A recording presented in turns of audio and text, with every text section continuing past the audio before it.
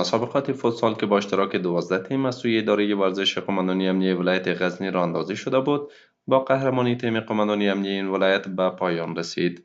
مسئولان ورزشی میگویند این رقابت‌ها 2 ماه پیش به هدف ترویج صحتمندی، ایجاد همبستگی و کامیابی‌های مجاهدین در عرصه‌های مختلف میان تیم‌های ادارات نظامی برگزار شده بود.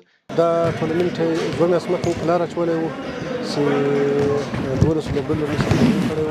12 لوبډلې چې 2 لوبډلې فاینل ته راوتلې وې، دوه زه ماموریت و، یو د قومنداني ټیم و. بالاخره د فاینل د قومنداني ټیم په ګټه پای ته ورسېدو او هدف هم د دې لوبو څخه دا و ځکه مجاهدین مخکې په سنګرو کې وو، انشاءالله ورې کامیاب وو، نو اوس په هر ډګر کې به کامیاب وي انشاءالله. در همین حال مجاهدین ورزشکار از راه اندازی این مسابقات ابراز خرسندی کرده و میگویند ورزش برای حفظ صحت جسمی و روحی بسیار مفید است. آنان همچنان خواهان برگزاری مسابقات ورزشی بیشتر در آینده شدند.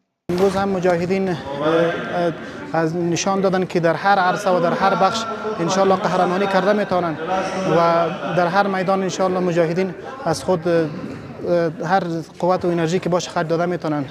دیگه شما همه چی رو مشاهده کردین که همین قسم از مسئولین خواهش میکنیم که همچنان چیزهایی رو برگزار کنن از خاطری که مجاهدین صحتشان برای همه چیشون خیلی مفید واقع میشه.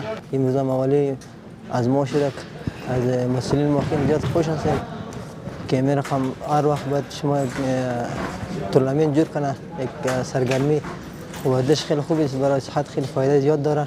این اولین بار نیست که رقابت‌های ورزشی بین تیم‌های فوتسال مجاهدین در غزنی راه اندازی می‌شود، بلکه قبل از این نیز چنین مسابقات از سوی قماندانی امنیتی این ولایت به هدف تقویت روحیه ورزشی و نمایش توانایی‌های مجاهدین در این ولایت راه اندازی شده بود.